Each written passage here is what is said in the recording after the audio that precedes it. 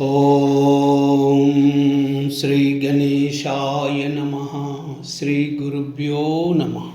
ಶ್ರೀಮಾತ್ರೇ ನಮಃ. ಓಂ ನಮಃ ಶಿವ. ಓಂ ಐಂ ಹ್ರೀಂ ಶ್ರೀಂ ಶ್ರೀಮಾತ್ರೇ ನಮಃ. ಅತ ವೈಕೃತಿಕಂ ರಹಸ್ಯಂ ಋಷಿರುವಾಚ. ಓಂ ತ್ರಿಗುಣಾತಾಮಸಿ ದೇವಿ ಸಾತ್ವಿಕಿ ಯಾ ತ್ರಿದೋದಿತಾ ಸಾ ಶರ್ವಾ ಚಂಡಿಕಾ ದುರ್ಗಾ ಭದ್ರಾ ಭಗವತೀರ್ಯತೆ. ಯೋಗನಿದ್ರಾಹರೈರ್ಯುಕ್ತಾ ಮಹಾಕಾಳಿ ತಮೋಗುಣ ಮಧುಕೈಟಭನಾಶಾರ್ಧಂ ಯಾಂ ತುಷ್ಟಾ ವಾಂಬುಜಾಸನ. ದಶವಕ್ರಾ ದಶಭುಜಾ ದಶಪಾದಾಂಗನಪ್ರಭಾ ವಿಶಾಲರಾಜಮಾನಾ ತ್ರಿಂಶನ್ಲೋಚನಮಾಲಯ. ಸ್ಫುರದಶನಾದ್ರಂಷ್ಟ್ರಾ ಸಾ ಭೀಮರೂಪಾಪಿ ಭೂಮಿಭ ರೂಪಸೌಭಾಗ್ಯಕಾಂತೀನಾಂ ಸಾ ಪ್ರತಿಷ್ಠಾ ಮಹಾಶ್ರಿಯಾ. ಖಡ್ಗಬಾಣಾ ಗದಾಶೂಲಾ ಚಕ್ರಶಂಖಭುಷುಂಡಿಭೃತ್ ಪರಿಗಂ ಕಾರ್ಮುಕಂ ಶೀರ್ಷಂ ನಿಶ್ಚೋದ್ರುದಿರಂ ದಧೌ. ಏಷಾ ಸಾ ವೈಷ್ಣವಿ ಮಾಯಾ ಮಹಾಕಾಳಿ ದುರತ್ಯಯಾ ಆರಾಧಿತಾ ವಶೀಕುರ್ಯಾತ್ ಪೂಜಾ ಕರ್ತುಂ ಚರಾಚರಂ. ಸರ್ವದೇವ ಶರೀರೇಭ್ಯೋ ಆವಿರ್ಭೂತಾ ಅಮಿತ ಪ್ರಭಾಃ. ತ್ರಿಗುಣಾ ಸಾ ಮಹಾಲಕ್ಷ್ಮೀ ಸಾಕ್ಷಾನ್ ಮಹಿಷಮರ್ಧಿನಿ.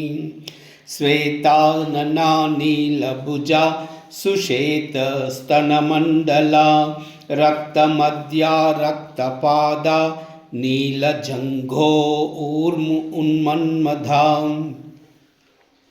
ಸುಚಿತ್ರಾ ಜಗನಾ ಚಿತ್ರಾ ಮಾಲ್ಯಾಂಬರವಿಭೂಷಣಾ ಚಿತ್ರಾನುಲೇಪನಾ ಕಾಂತಿ ರೂಪ ಸೌಭಾಗ್ಯಶಾಲಿನಿ. ಅಷ್ಟಾದಶಭುಜಾ ಪೂಜ್ಯಾ ಸಾ ಸಹಸ್ರಭುಜಾ ಸತಿ. ಆಯುಧಾನ್ಯತ್ರ ವಕ್ಷಂತೆ ದಕ್ಷಿಣಾದ್ಯುಧಕರಕ್ರಮಾತ್. ಅಕ್ಷಮಾಲಾ ಚ ಕಮಲಂ ಬಾಣೋಸಿ ಕುಲಿಶಂ ಗದಾ ಚಕ್ರಂ ತ್ರಿಶೂಲಂ ಪರಶು ಶಂಖೋ ಘಂಟಾ ಚ ಪಾಶಕಃ.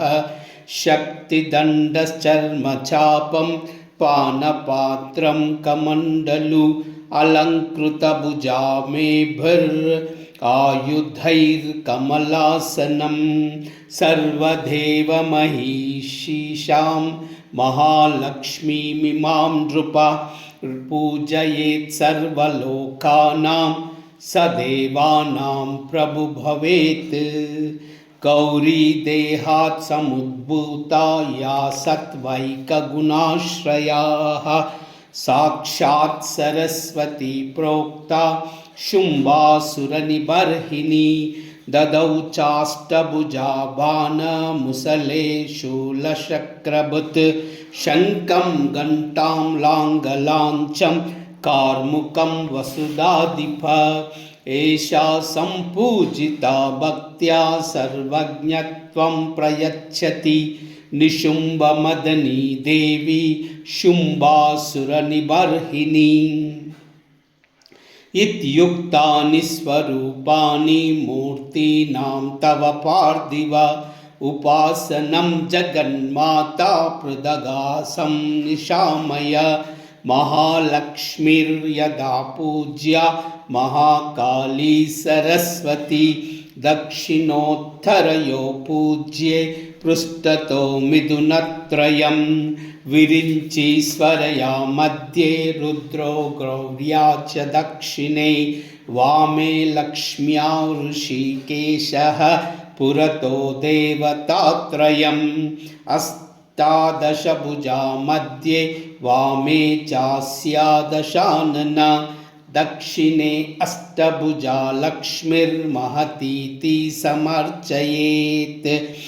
अष्टादशभुजा चैषा यदा पूज्या नराधिप दशानना अष्टभुजा दक्षिणोत्तरयो तदा कालमृत्यु च सम्पूज्यौ सर्वारिष्टप्रशान्तये यदा अष्टभुजा पूज्या शुम्भासुरनिबर्हिणी नव्यासा शक्तया पूज्या तदा रुद्रविनायकौ नमो देव्या इति स्तोत्रै महालक्ष्मीं समर्चयेत्।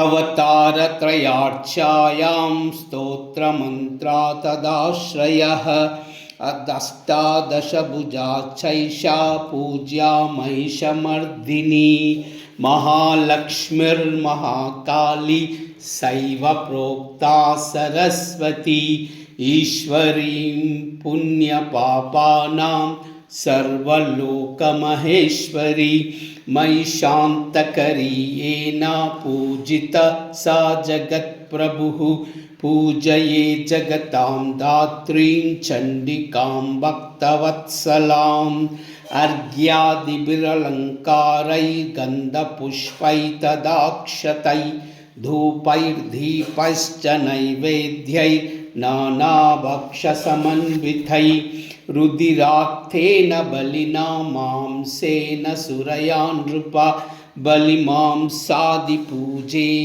विप्रवर्ज्या मयेरिता तेषां खिलासुरा मांसै नोक्तपूजा नृप क्वचित् प्रणामाय च नीयेन चन्दनेन सुगन्धिना सकर्पूरैर्ताम्बूलैर्भक्तिभावसमन्वितैः वामभागे अग्रतो देव्या छिन्नशीर्षं महासुरं पूजयन्महिषं येन प्राप्तं सायुज्यमीशया दक्षिणे पुरतः सिंहं समग्रं धर्ममीश्वरं वाहनं पूजयेत् देव्या धृतं येन चराचरं कुर्याच्च स्तवनं धीमान् स तस्य एकाग्रमानस तत् कृताञ्जलिर्भूत्वा सुवीता